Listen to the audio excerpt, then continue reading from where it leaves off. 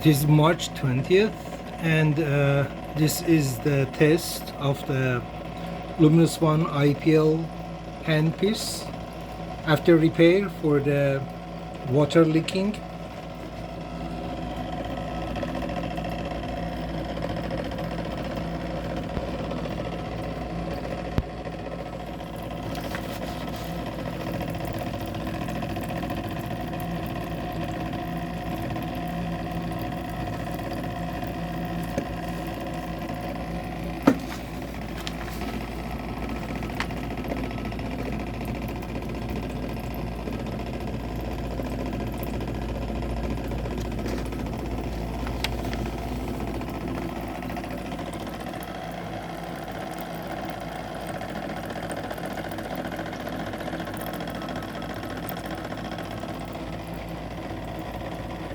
So as you can see, there is absolutely no leaking anymore.